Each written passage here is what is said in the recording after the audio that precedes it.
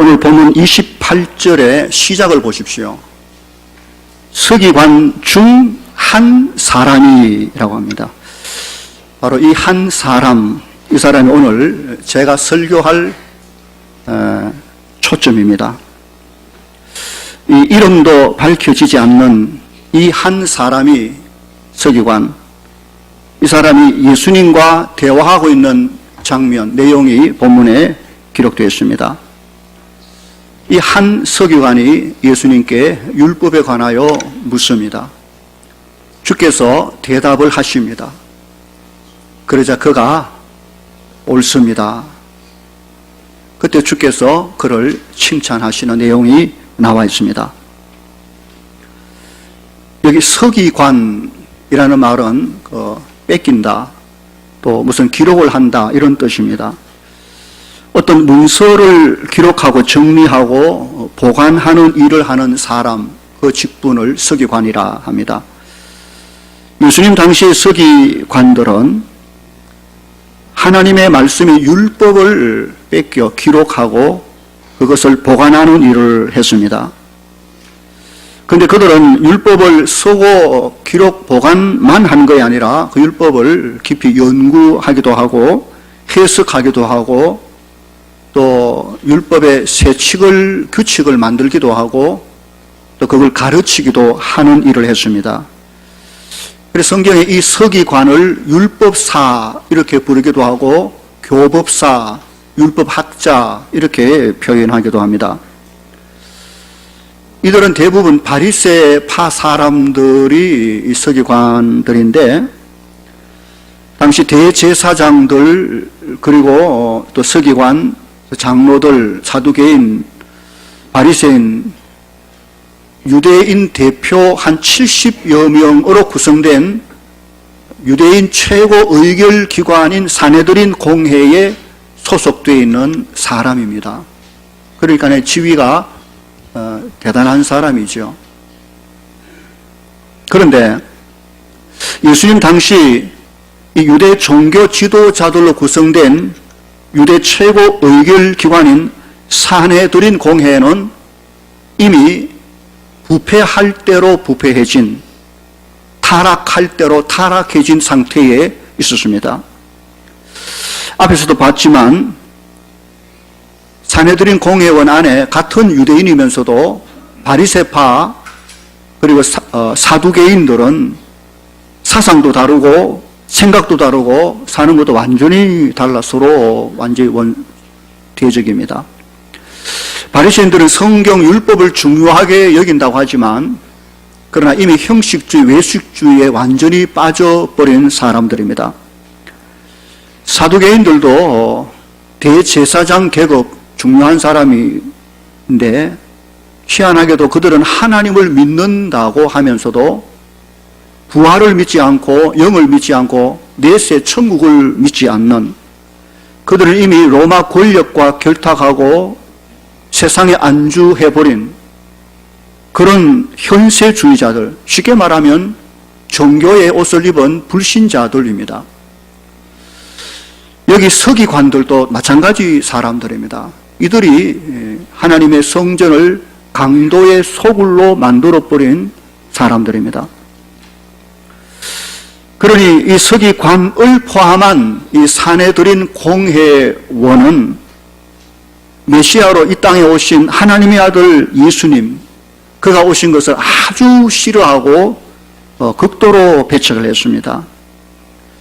충분히 성경을 통해서 그 예수가 메시아, 하나님의 아들이신 것을 누구보다 먼저 알고 있었지만 그들은 이미 자기들이 누리고 있는 부와 권력 그리고 그 기득권을 잃지 않기 위해서 그들이 만들어 놓은 강도의 소굴을 지키기 위해서 거기서 나오는 이윤과 편안한 삶을 계속 누리기 위해서 그들은 어찌하든지 하나님의 아들 예수를 잡아 죽여야만 했던 것입니다. 그래서 그들은 틈만 나면 공회가 사람들을 예수에게 보내서 함정을 만들어 빠뜨리려고 시도를 했습니다. 산헤드린 공회는 대제사장 또 장로들 이 서기관들을 보내서 예수님의 권위 문제를 걸고 넘어지기도 했습니다. 또 납세 문제를 가지고 정반대 입장을 가진 헤롯 당과 바리새파 사람을 보내서 예수님을 올무에 걸려고도 시도했습니다. 그리고 부활이 없다라고 주장하는 사두개인들도 와서 예수님을 공격했습니다. 그러나 그 모든 그들의 노력도 예수님의 지혜로운 답변으로 그들이 다 실패하고 말고 돌아가고 맙니다. 그런데 그런 사내들인 공회원 가운데 이 모든 논쟁 과정을 처음부터 예의주시 유심히 지켜보고 있었던 한 사람이 있었습니다. 그 사람이 바로 오늘 본문에 나오는 한 서기관 그 사람입니다. 그 역시 사내들인 공회원으로 다른 타락한 제사장, 서기관, 사두개인들 그들의 무리 집단 속에 있었지만 그들과는 뭔가 다른 것을 보여주는 사람입니다. 사내들인 공회가 예수님을 공격하고 시험에 빠뜨리려고 했을 때 주께서 그 지혜로운 답변으로 그를 물리치십니다. 그러자 이 사람들이 예수님을 피해 가면서 그래 두고 보자. 다음에는 더 센 올무를 가지고 와서 예수를 걸 거야 하고 다 돌아갔지만 그런데 희한하게도 이 서기관은 예수님과 변론하는 그 변론 과정에 예수님의 대답을 주의 깊게 들었습니다. 주께서 참으로 놀랍게 어떤 문제든 명쾌하게 대답하시는 것을 바라보고 그가 감동을 먹은 것입니다. 그리고 보면 28절을 보십시오. 서기관 중 한 사람, 바로 이 사람이 그들이 서로 변론하고 있는 것을 듣고 오랫동안 듣고 있다가 예수께서 잘 대답하신 줄을 알고 나와 예수님께 질문을 합니다. 적어도 당신은 우리가 생각했던 바로 그 사람이 아니네요. 당신의 대답에 정말 지혜가 있고 너무 분명합니다. 근데요, 제가 참 궁금한 게 하나 있는데요. 대답해 주실 수 있겠습니까? 라고 지금 서기관이 말하고 있는 겁니다. 여러분, 이건 쉬운 태도가 아닙니다. 지금 예수님을 잡아 죽이려고 공격하는 그 무리 중에 한 사람입니다. 예수님을 시험하려고 왔던 사람 중에 한 사람입니다. 그러나 지금 주님의 대답을 듣고 다른 사람들은 어디 두고 보자 하고 갔지만 이 사람은 주의 그 대답 속에 자신의 문제를 내놓기로 결심한 것입니다. 쉬운 것이 아니죠. 자칫하면 공회의 무리로부터 왕따를 당하고 추방을 당할 수도 있는 것입니다. 그러나 그는 용기 있게 지혜롭게 용기 있게 그는 공회원이면서도 예수님에게 나와 자신의 문제를 놓고 질문을 합니다.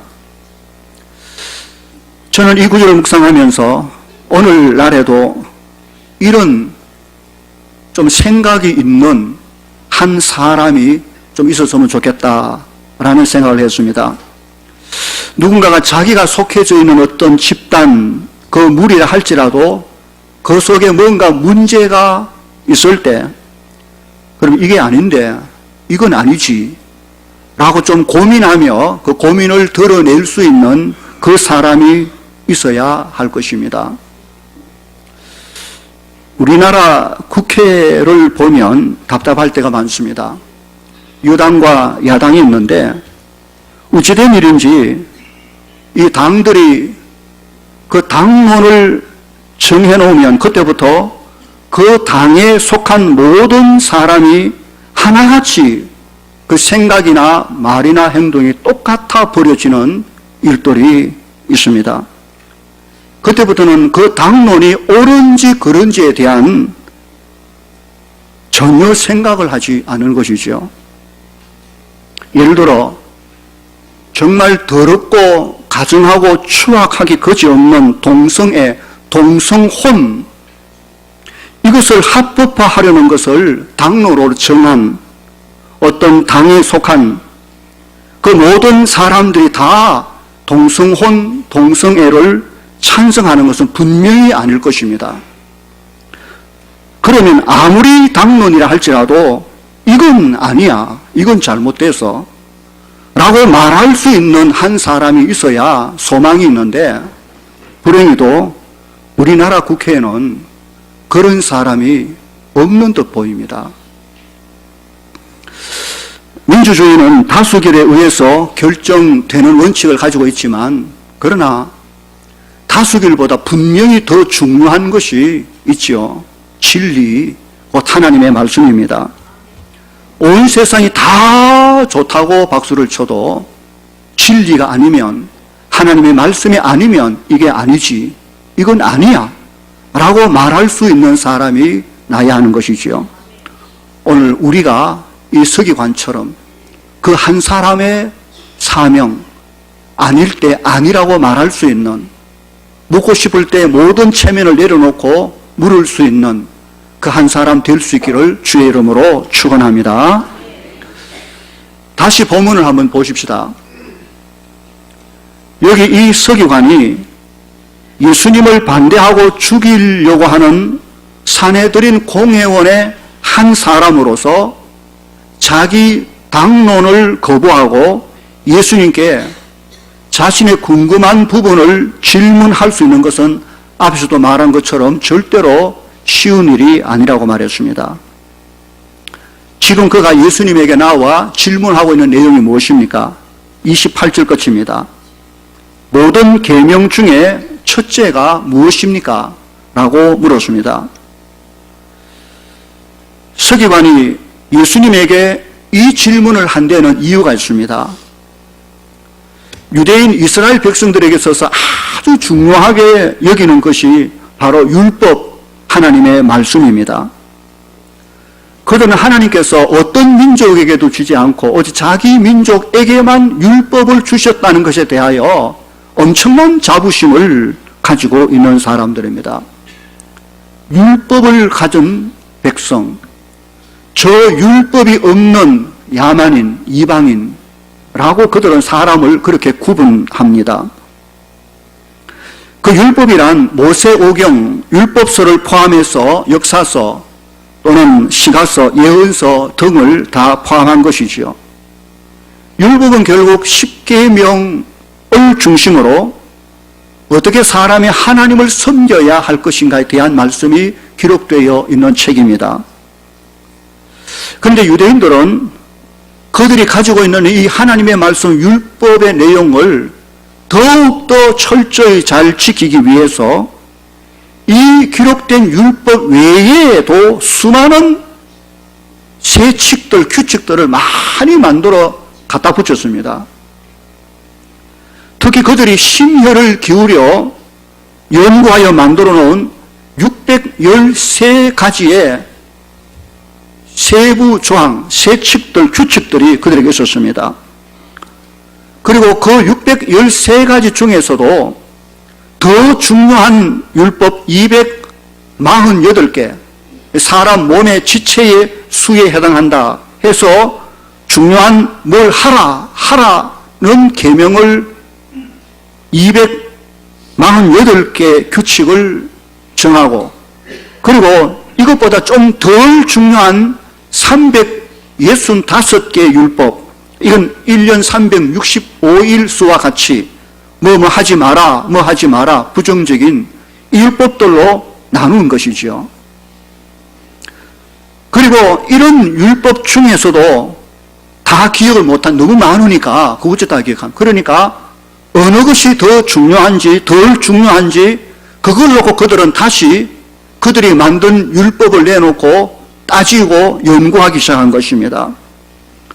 서기관과 율법사들이 눈만 뜨면 앉아서 율법 논쟁을 일삼았습니다.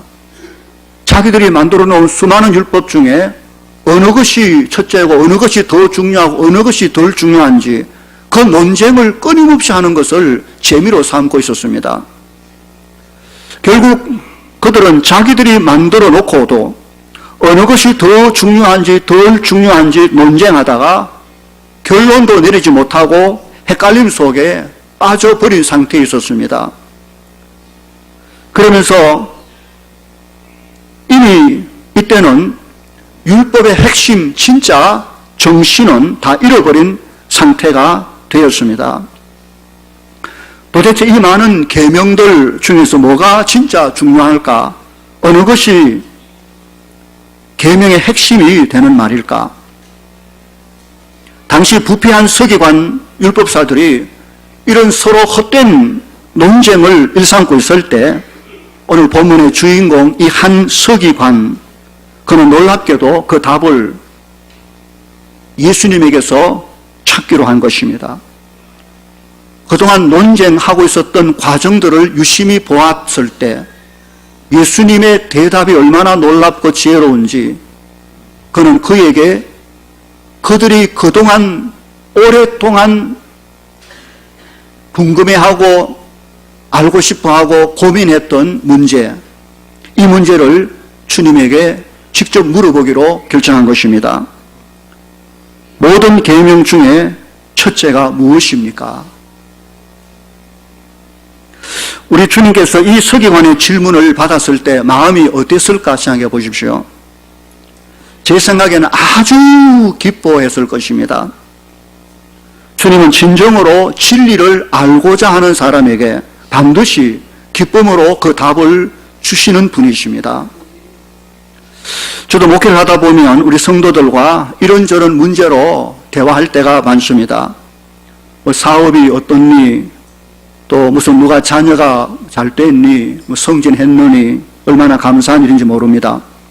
때로는 음식 이야기도 하고 때로는 뭐 병에 관해서도 이야기하기도 하고 때로는 운동에 관해서도 열심히 서로 이야기하기도 합니다. 그러나 저희가 성도들과 가장 이야기하면서 기쁨이 될 때는 하나님의 말씀을 놓고 진솔하게 토론할 때입니다. 하나님의 말씀을 놓고 서로 묻고 대답할 때 그때가 가장 기쁠 때입니다. 가끔씩 쪽지나 전화를 통해서 성도들이 목사님 바이블 키하다가요 성경 읽다가 이 구절을 봤는데 도무지 이해가 안 됩니다. 이 말씀이 무슨 뜻입니까? 라고 물어올 때가 있습니다. 어떤 분은 목사님 지난주에 제가 설교를 들었는데요 저하고는 생각이 조금 다른데 목사님 그게 무슨 뜻이 있습니까? 라고 질문을 할 때가 있습니다. 여러분 그때 목사의 가슴은 콩닥콩닥 뛰기 시작합니다. 불안해서 두려워서가 아니라 기쁨으로 가득 차서 막 흥분하기 시작합니다. 제가 누군가에게 성경을 대답할 수 있다는 게 너무너무 좋고 제가 대답할 수 없는 문제라면 돌아가서 다시 연구와 공부해서 진리를 밝힐 수 있는 기쁨이 있어서 너무 좋은 것이죠. 우리의 교육자들이 신학교를 다 졸업했는데 그곳에 가서 뭘 배우는지 아시죠? 다른 거 배운 게 아닙니다. 성경을 배운 것이죠. 하나님 말씀이 어떤 책인지를 거기서 공부하고 나왔습니다. 그래서 다른 것은 잘 몰라도 성경과 신앙생활에 대하여 궁금한 질문이 있으면 교육자들에게 언제든지 나와서 질문하십시오. 상수를 들고 대환영입니다. 너무너무 기쁜 일이죠. 물론 여러분들이 교역자 목사를 시험하려고 공경에 빠뜨리려고 교묘하게 이런 질문은 제가 절대로 사양합니다. 그런 건 하지 마시고 정말 궁금해하는 부분들은 언제든지 토론하고 같이 공부하고 얼마나 좋아요. 자, 이제 본문으로 다시 돌아가서 29절을 이하에 보면 우리 주님의 명쾌한 대답을 살펴볼 수가 있습니다.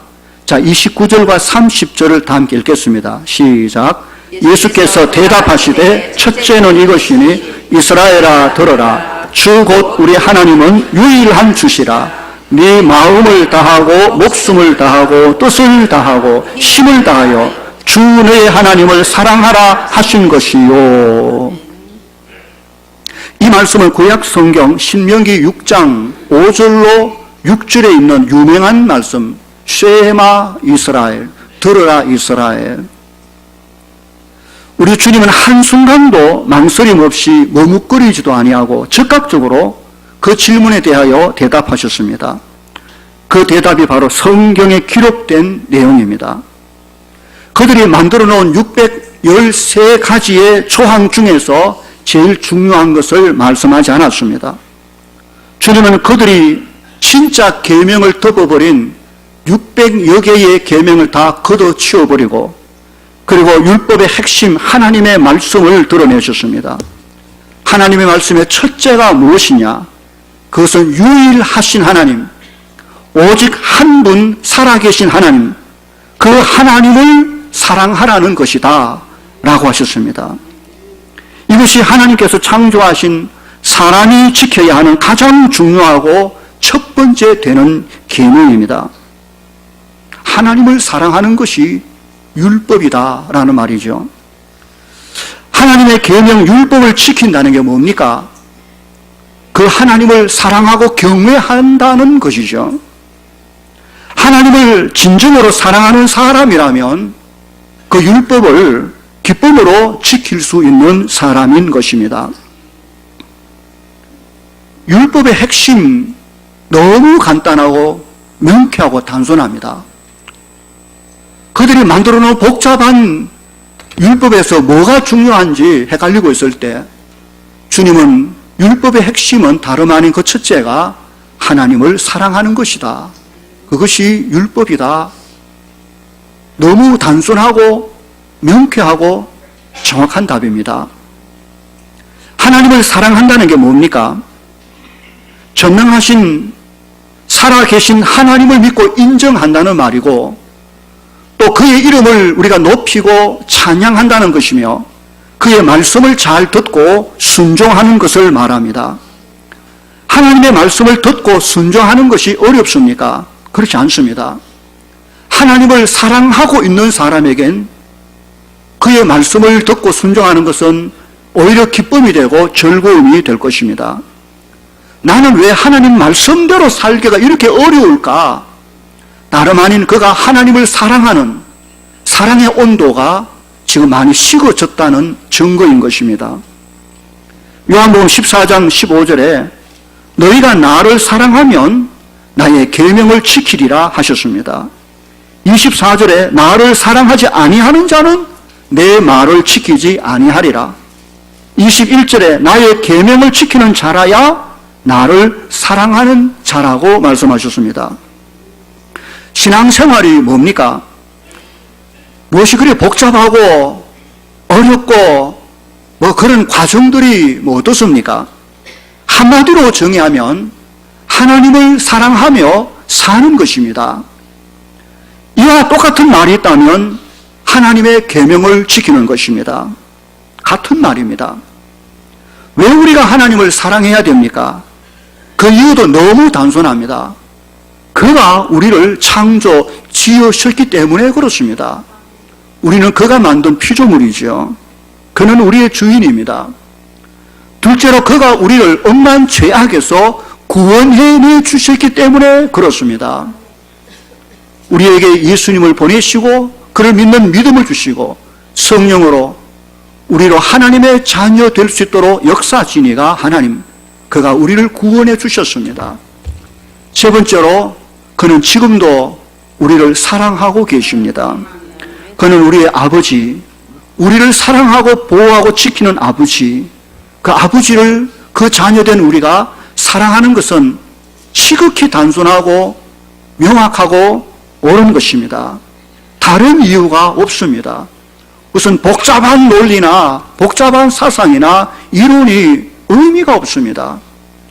나를 지으시고 나를 구원하시고 나를 사랑하는 그 하나님을 내가 사랑한다는데 여기 무슨 논리가 있고 무슨 사상이 있고 무슨 법칙이 있습니까? 그러면 어떻게 사랑해야 할 것입니까? 보면 30절 보면 네 마음을 다하고 목숨을 다하고 뜻을 다하고 힘을 다하여라 했습니다. 마음을 다하고 목숨까지 다하고 내 뜻을 다하고 힘까지 다한다는 것은 내 전 인격을 다해서 내 모든 것을 쏟아서 나의 전 삶을 쏟아 그를 사랑하라는 말입니다. 그렇게 하나님을 믿고 인정하고 그렇게 온 전 인격을 쏟아 하나님을 찬양하고 감사하고 내 전 삶을 들여 그분의 말씀을 붙들고 지켜 살아라는 것입니다. 여러분, 이것이 율법의 핵심입니다. 이보다 더 명쾌할 수가 있을까요? 이보다 더 단순할 수가 있을까요? 여기에는 어떤 군더더기도 없습니다. 율법이란 유일하신 전능하신 나를 지으시고 구원하고 사랑하신 그분을 내가 사랑하는 것인데 당연히 내 전 인격, 내 삶 전부를 기울여 그를 사랑하는 것, 이것이 하나님의 첫 번째 우리를 향한 계명입니다. 여기에 군더더기란 없습니다. 주님은 그동안 랍비들이 온갖 규칙들을 만들어 이 소중한 진리를 덮어버리고 말았습니다. 이제 주님은 그 덮여있는 군더더기를 다 걷어내고 나니까 진짜 핵심, 진짜 율법이 드러나지요. 그건 다름 아닌 네 하나님을, 네 온 인격을 기울여 사랑해라. 이것이 율법이다라는 말씀인 것입니다. 이스라엘 백성들은 이 말씀을 하루에 2번씩 암송하곤 했습니다. 신명기 6장 4절로 9절에 이 쉐마 이스라엘 내용이 전체가 나와 있는데 제가 잠시 읽겠습니다. 이스라엘아 들어라. 우리 하나님 여호와는 오직 유일한 여호와이시니 너는 마음을 다하고 뜻을 다하고 힘을 다하여 네 하나님 여호와를 사랑하라. 오늘 내가 네게 명하는 이 말씀을 너는 마음에서 네부터 마음에 새겨놓고 그 다음 네 자녀에게 부지런히 가르치며 집에 앉아 설 때든지 길을 갈 때든지 누워 있을 때든지 일어날 때든지 이 말씀을 강론할 것이며 너는 또 그것을 네 손목에 매여 기호를 삼으며 네 미간에 붙여 포로 삼고 또 네 집 문설주와 바깥 문에 기록할지니라.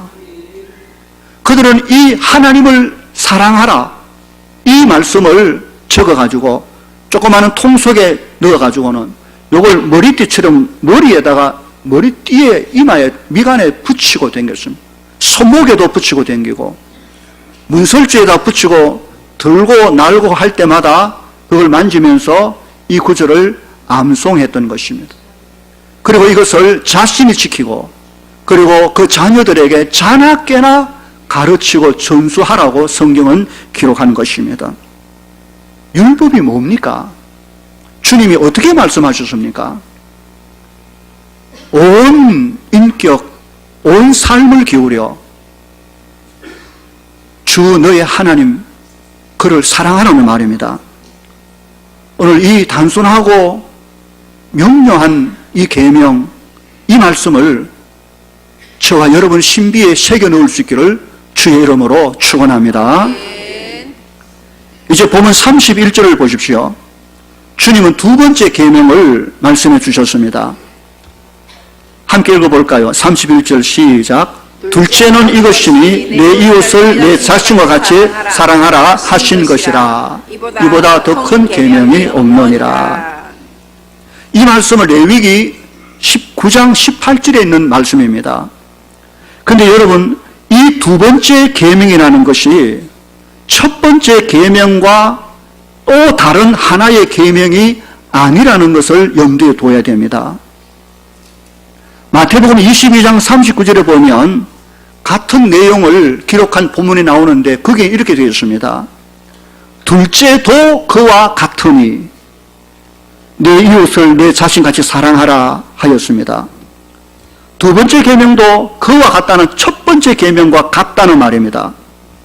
첫 번째 계명이 하나님을 사랑하라는 말입니다. 2번째 계명도 첫 번째 계명과 똑같다는 말입니다.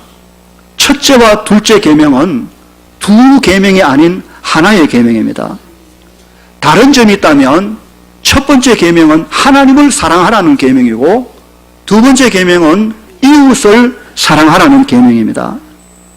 그러니까 성경은 하나님을 사랑하라는 말씀과 이웃을 사랑하라는 것을 하나로 보고 있습니다. 별개의 두 계명이 아니라 이 두 계명이 똑같다라고 말씀하고 있습니다. 여러분, 이것은 너무나도 중요한 말입니다.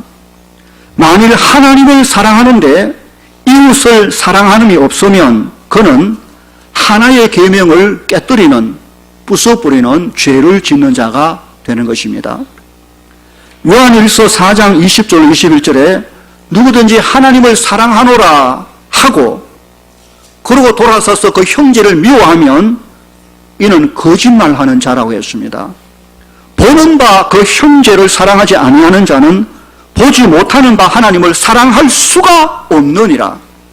우리가 이 계명을 주께 받았으니 하나님을 사랑하는 자는 또한 그 형제를 사랑할지니라. 하나님 사랑과 형제 사랑은 나눌 수 없다는 것이지요. 둘 중에 하나만 하면 그는 이미 계명을 깨뜨린 자입니다. 그러니까 하나님 사랑과 형제 곧 이웃 사랑은 절대로 분리할 수 없는 하나의 계명입니다. 다시 말하자면 우리 옆에 있는 형제, 이웃과 형제를 무시하고 미워하는 것은 곧 하나님을 무시하고 미워하는 것과 똑같다는 말씀을 하고 있습니다. 누가 형제와 이웃과 싸우고 다투고 물어뜯고 욕하고 만약에 그렇다면 그는 지금 하나님과 다투고 싸우고 욕하고 찢고 뽑고 하고 있다는 말과 같은 말입니다. 성경은 지금 하나님 사랑과 이웃 사랑을 나란히 놓고 말하고 있는 것입니다.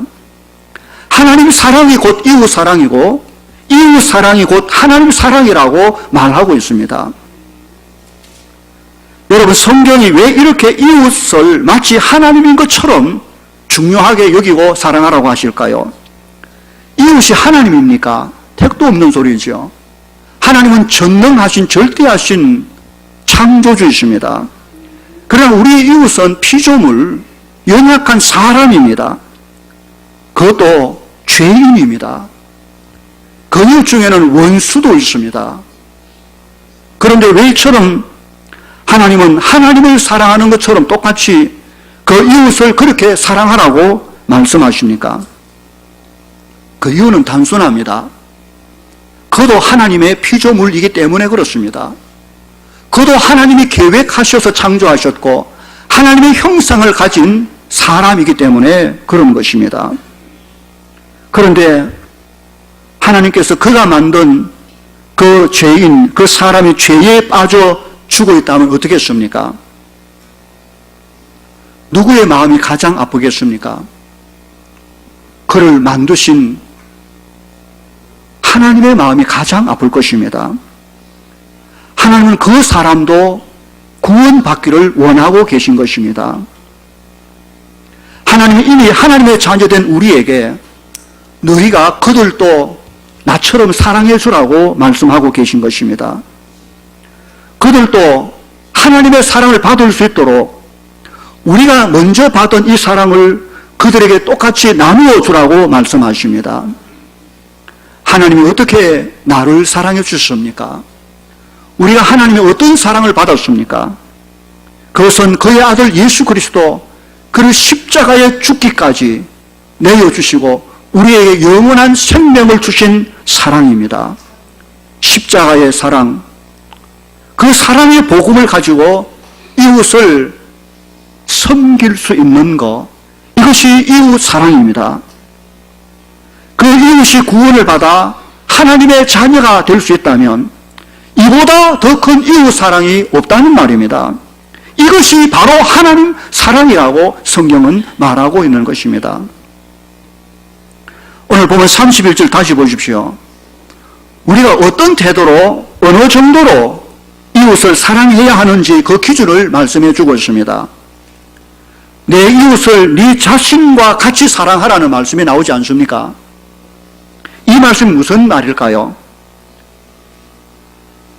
네 이웃을 네 자신, 네 몸처럼 내가 나를 사랑하는 것처럼 이웃을 내 몸처럼 사랑하라는 말이죠. 우리가 우리 자신을 얼마나 아끼고 사랑합니까? 이웃도 그처럼 사랑하라는 말이 분명합니다. 그런데요, 이 구절을 동일하게 기록된 마태복음을 보면 좀 이상하게 보입니다. 마태복음 22장에 보면 이 두 번째 계명을 첫 번째 계명과 연결해서 둘째도 그와 같으니 라고 말씀하십니다. 둘째 계명도 첫째 계명인 하나님을 사랑하라는 말씀과 동일한 계명이다 하시면서 네 이웃을 네 자신같이 사랑하라 하셨습니다. 다시 말하면 둘째도 첫 번째 계명처럼 하나님을 사랑하라는 것처럼 똑같이 네 이웃을 사랑하라는 말입니다. 그런데 여기 하나님을 사랑하라 하는 것처럼 그리고 네 이웃을 네 자신같이 사랑하라 이 말이 아무리 읽어봐도 좀 어색하고 좀 이상하게 들립니다. 그래서 저는 깊이 생각하다가 이렇게 해석하면 더 좋겠다 싶어서 저는 그렇게 생각을 합니다. 네 자신같이 사랑하라는 말은 네 자신이 1계명을 지켜 하나님을 사랑하는 것처럼 그처럼 네 이웃도 그렇게 사랑하라는 말로 해석합니다. 저는 그것이 훨씬 자연스럽고 말이 맞다고 봅니다. 그러니까 내 몸을 내가 사랑하는 것처럼 이웃도 내 몸처럼 사랑하라는 말씀도 의미가 있지만 내가 하나님을 사랑하는 것처럼 네가 이웃을 사랑하라는 말로 볼 수 있다는 것입니다. 자, 그러면 이웃을 어떤 태도로 사랑해야 되는지 그 기준이 드러나게 되어 있습니다. 첫 번째 계명 하나님을 사랑할 때 우리가 어떻게 하라고 성경이 말합니까? 30절에 마음을 다해서 해라. 목숨을 다해서 하나님 사랑해라. 뜻을 다해서 힘을 다해 네 전 인격 삶을 기울여 하나님을 사랑하라. 이것이 첫 번째 계명인데 이웃 사랑할 때도 똑같이 하라는 말입니다. 이웃을 사랑할 때도 하나님을 사랑할 때 하는 것처럼 네 마음을 다해서 네 목숨도 다해서 네 뜻도 다하고 네 모든 힘을 다해서 네 이웃을 그렇게 사랑해라. 네가 하나님을 사랑하는 그것처럼 네 이웃도 그렇게 사랑해라 라고 지금 강조하고 있는 것입니다. 정말 성경은 이웃의 사랑에 대하여 얼마나 무섭게 강하게 강조하고 있는지 다시 보여주는 구절인 것입니다. 하나님 사랑을 이렇게 잘하는데 이웃 사랑은 대충 하라는 말이 아닙니다. 하나님을 사랑하는 그 사랑하는 만큼 똑같이 이웃도 그처럼 사랑하라는 말입니다. 그래서 주님은 이웃을 위해 친구를 위하여 목숨을 버리면 이보다 더 큰 사랑이 없다라고 말씀하신 것을 기억해야 됩니다. 우리는 우리 자신이 그리고 우리 교회가 다시 한번 이웃 사랑에 대한 우리의 태도를 한번 점검해야 될 시간이라고 여겨집니다. 정말 주님의 이 말씀에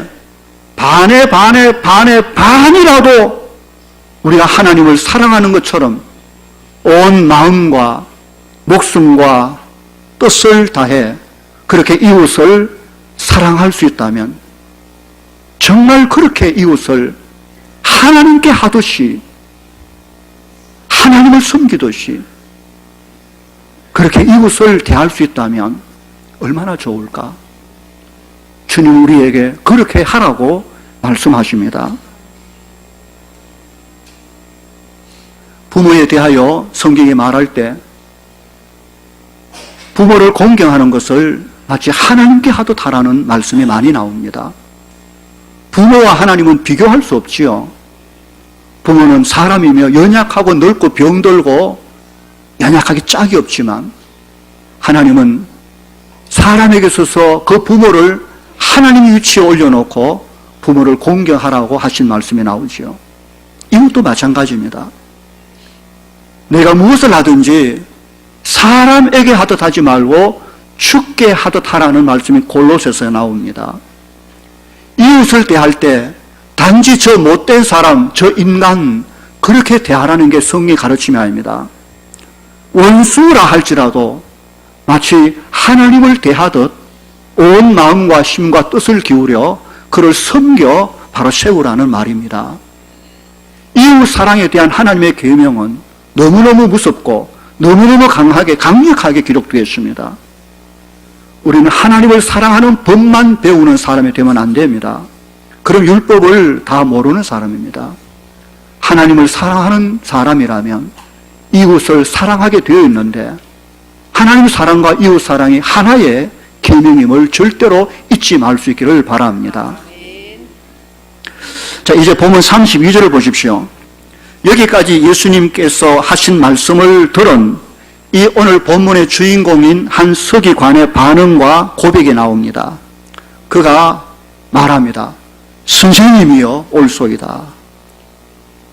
지금 이 서기관은 대제사장들과 함께 예수님을 시험하고 죽이려고 올무 걸려고 나온 산헤드린 공회원 중에 한 사람인데 그가 지금 주님과 이런 대화를 하면서 이제 그 입에서 예수님을 향하여 선생님라고 부르고 있습니다.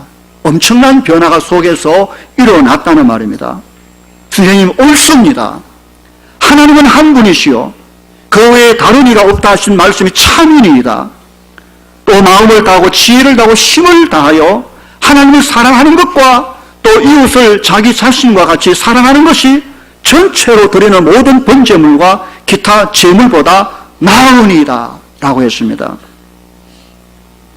어째 이 단순하고 이 명확한 것을 왜 이제야 깨닫게 되는지 아마도 그 순간 서기관의 마음이 뻥 뚫렸을 것입니다. 너무 단순하고 분명하고 당연한 이 진리가 왜 그동안 모르고 있었는지 가슴이 팍 열리는 느낌을 그가 받았고, 그래 이거야 이건데 어째 그동안 이 진리를 몰랐는지, 정말 그동안 유대 종교 지도자들이 자기들이 만들어 놓은 온갖 규칙들의 진리가 완전히 파묻혀 있다가 지금 주님께서 그 덕지 붙어 있던 딱지들을 몽땅 걷어내니까 비로소 율법의 핵심, 율법의 참 진리가 보이는 것입니다. 아, 모든 율법이 하나님 사랑, 이웃 사랑이구나. 우리도 우리의 생각에 온갖 잡다한 사상 이것저것 꽉 밀려있으면 진짜 봐야 될 게 안 보입니다. 그러나 이런 잘못된 사상과 가치관을 다 내려놓으면 진짜로 보일 게 보입니다. 아, 가족이 정말 소중하구나. 내가 그동안 몰랐네. 정말 건강이 소중하구나. 내가 이 단순한 이걸 왜 모르고 살았을까? 후회가 되지요. 아내가 얼마나 소중한지 덕지 붙어있던 이 모든 것들이 벗겨지는 순간 비로소 알게 됩니다. 정말 소중한 것을 소중하게 알아볼 수 있는 눈을 가질 수 있기를 바랍니다. 주님의 십자가 보혈은 그것을 씻어내는 능력이 있는 것입니다. 우리의 눈이 열려 하나님이 내게 말씀하시는 바로 그 말씀, 내가 붙들고 지켜 순종할 수 있고 살아낼 수 있는 그 음성을 분명히 들을 수 있는 저와 여러분 되기를 주의 이름으로 축원합니다. 로마서 13장 10절에 그래서 사랑은 율법의 완성이라고 한 것입니다.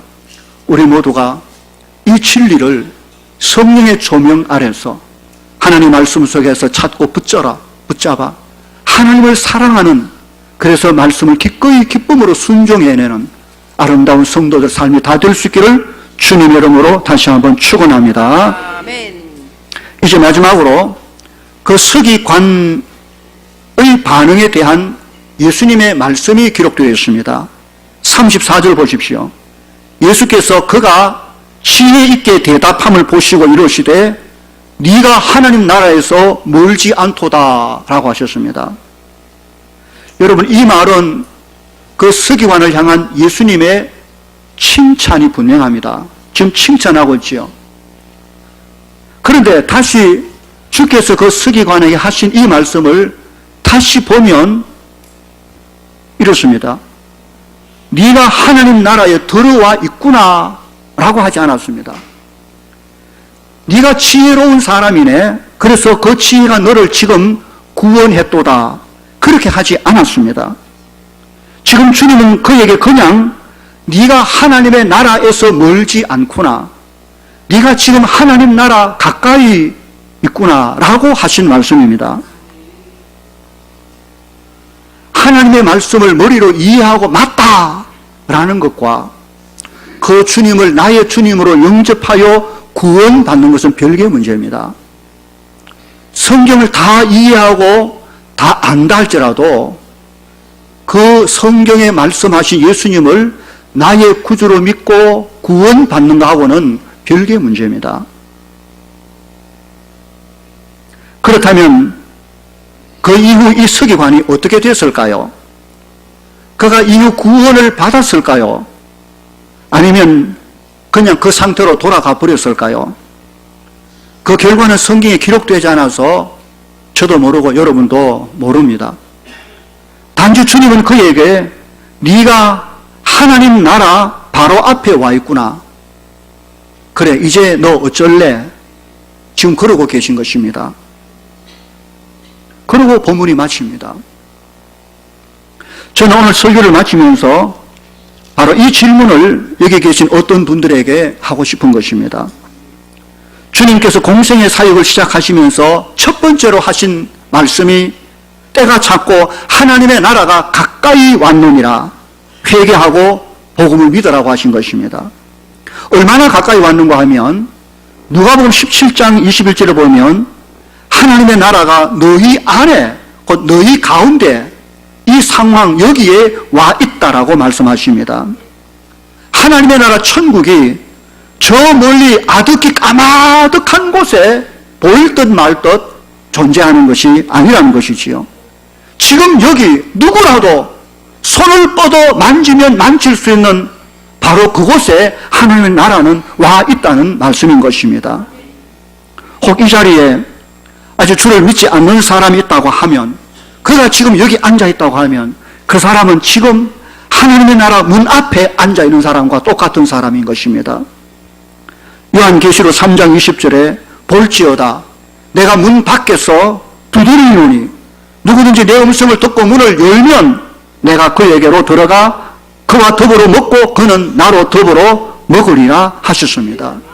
주님은 지금 내 문 앞에 와서 문을 열래 안 열래 문을 두드리고 계신 장면인 것입니다.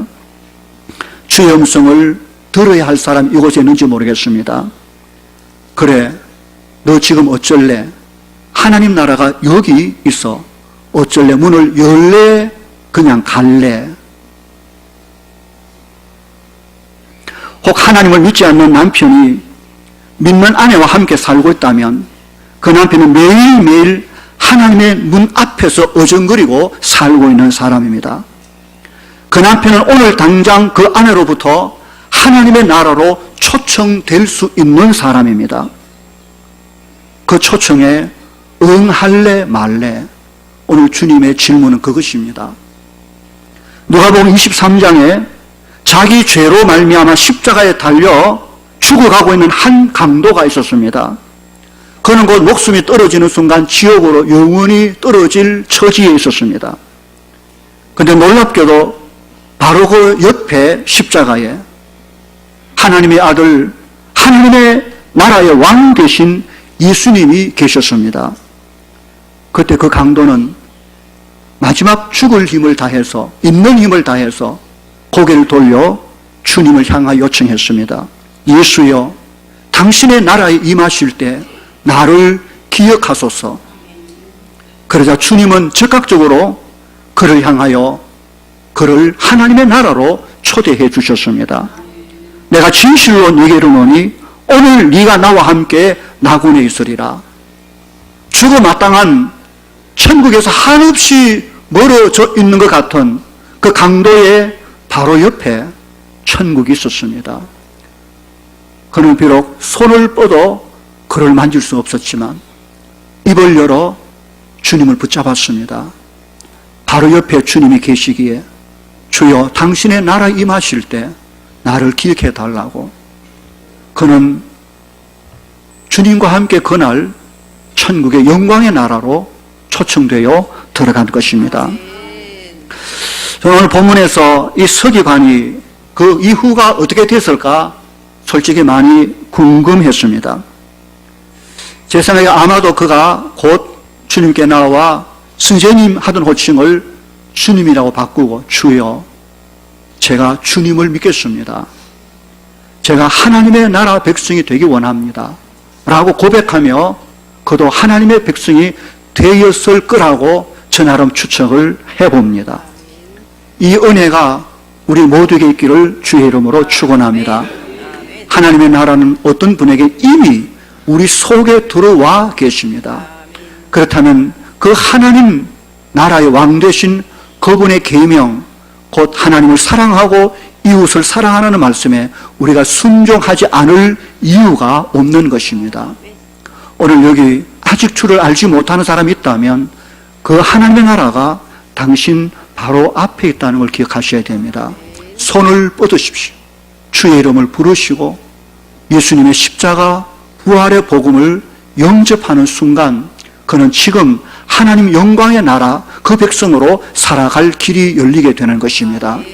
이런 은혜가 우리 모두의 심령과 삶 속에 가득 넘쳐 하나님의 백성다운 삶의 모습, 하나님을 사랑하고 이웃을 사랑하는 이 두 계명, 아니 한 계명, 이 계명의 열매가 우리 가운데 풍성히 열려지는 복된 성도들 다 될 수 있기를 주님의 이름으로 간절히 축원합니다.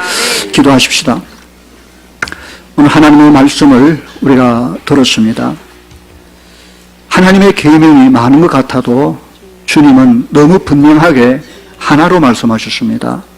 하나님을 사랑하라. 그리고 똑같이 네 이웃을 그처럼 사랑하라고 하셨습니다.